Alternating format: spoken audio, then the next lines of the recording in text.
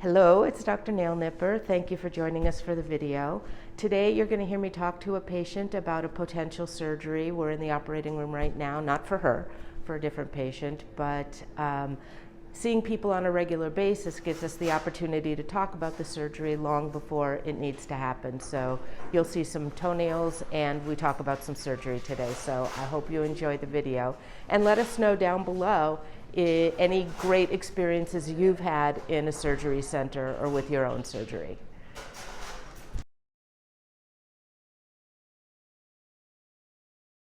We were here a couple months ago. We had talked about surgically moving this over and bringing that down.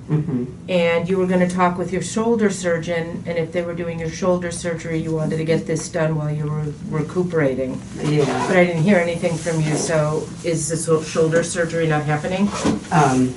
Yeah, my second one's gonna happen.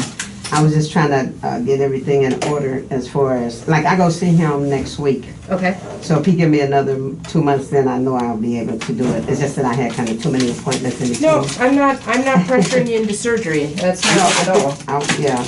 Oh, I know, I was gonna ask you, Yes. like, I think it won't hurt too much after surgery, as far as will it be difficult to do the different stuff I need to do? I'm talking about at home, pretty much recuperating. Afterwards? Well, because we use sedation when we do the surgery, you do need to have an adult with you for 24 hours after the surgery. Okay.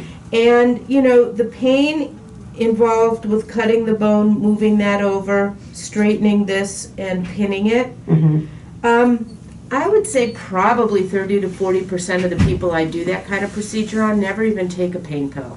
Oh. Everybody has them, so if you need it, you have it. You don't have to be a hero about the pain. Right. But it usually turns out not to be as painful as people think it's going to be. Oh, okay. And for the people who do take the surgery after we fix a bunion or do bone work where we're cutting and moving and resetting it and putting a pin in, you know, when I see people on day 3 after the surgery, most people are done with the pain medicine by then. And they're just using Tylenol or Advil. So it's usually not as painful as people expect it to be. Oh, okay. And then I would have to wear the boot? Yeah, then you would be in that flat post-operative shoe for 6 to 8 weeks until the bone heals. Because remember, we talked about taking a little wedge out of that bone, moving it over, and setting it with a screw. So until that bone heals in the right position, which is usually for someone our age around 6 weeks, probably. Yeah, you would be in that post-op shoe. So it would not affect your driving unless you have a clutch. If you drive a standard transmission, which almost nobody does anymore. Right. But so you would be able to drive because it's not your right foot. Yeah. Oh, okay. So any other questions that'll help you decide one way or the other?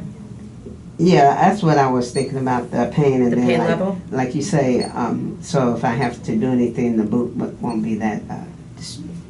I'm walking in it, I guess. Right, and you can walk immediately after the surgery just as long as you stay in that shoe. Oh, okay.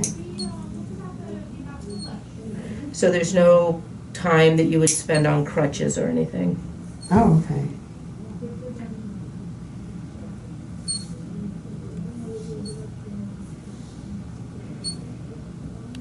I got the squeaky clippers again.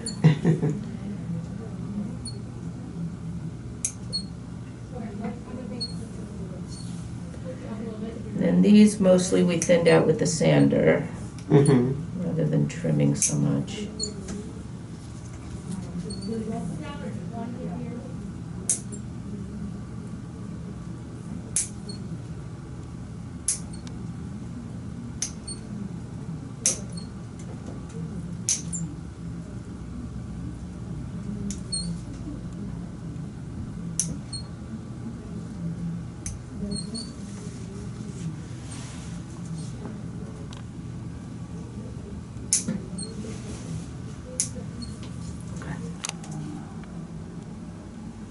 So your shoulder surgery you're planning on doing when? Oh, I'll see him. He said he wanted it to be 100% done before you do the second shoulder. Okay. But I'll see him next week. Okay. And I know it's not 100% done. So is this a total replacement you're having done? Or? And it's Or just a The repair? rotator cuff Okay. tear. But it's full tear though. Okay. Both of them had Yeah, full that's a tears. tough surgery to Yeah. recover from.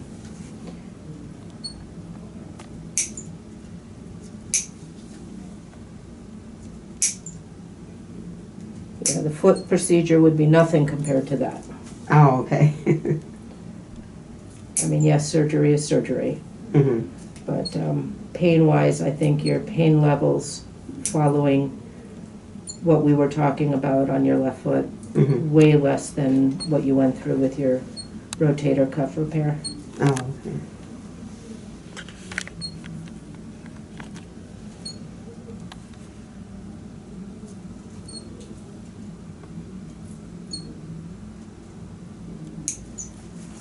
So once I get this done, then it wouldn't, it would continue to stay in place, I guess. Right, I wouldn't have to do because, anything else with it. right, so if you wanna, Oh, so again, this, we can't get this to come down till we get this out of the way. yeah. And so we can get this out of the way by taking a little pie-shaped piece out of the bone, move that over, and then set it with a screw. Okay. And then with this, it would be just lengthening the tendon, maybe taking a little teeny bit of the bone here and putting a pin all the way through Okay. and leaving that in for about 3 weeks to Okay. hold that in position. But because this is out of the way, this will be able to stay down then, Oh, okay. okay? So it's like just a one-time job. Is it act right after that? I No, wouldn't it have to is. do it again, right? No, you shouldn't have to do Oh, it again Okay. after that, so. Oh, okay. Yeah, a very successful kind of procedure, Okay. so.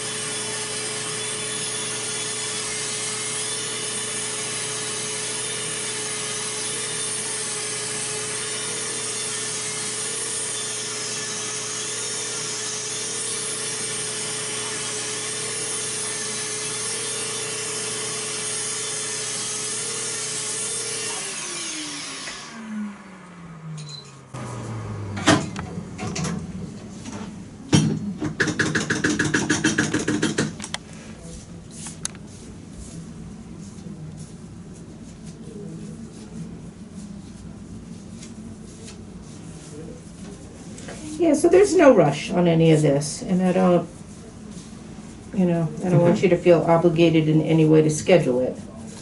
We just want you to have all the information so you can make an informed decision. Yeah. And surgery is always our last option. Yeah.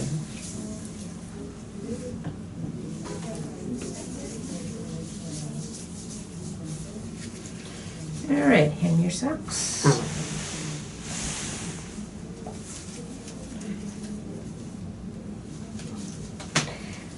All right, we'll have a lovely next couple months.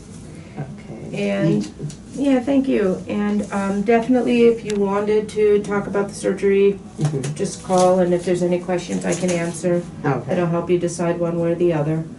Just let me know. Okay. All right. Well, thanks for letting us do the video. Oh, you're welcome. Thank you. You're welcome.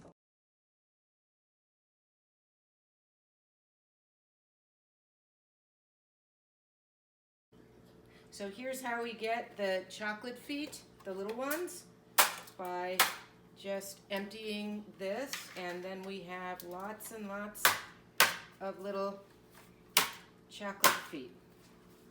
This is my favorite. This is our white chocolate with peppermint crystals in it, and so we put it into the molds, and then we put the sticks in the molds for the suckers. And let's see. And we do this, we vibrate it to get all the bubbles out. And we just put them into the suckers. And then these go into the freezer. And there you are, little extra right there. That'll go back in the pot when it's cold.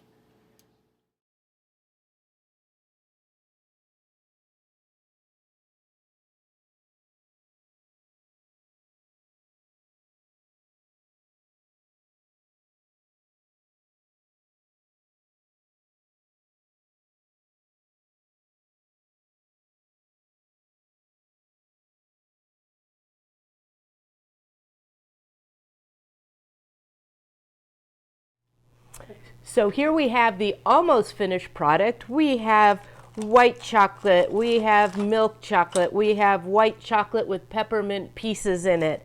And we are giving one of these away to you, one lucky viewer of Dr. Nail Nipper. See below for the details on how to get one of these mailed to you directly from me.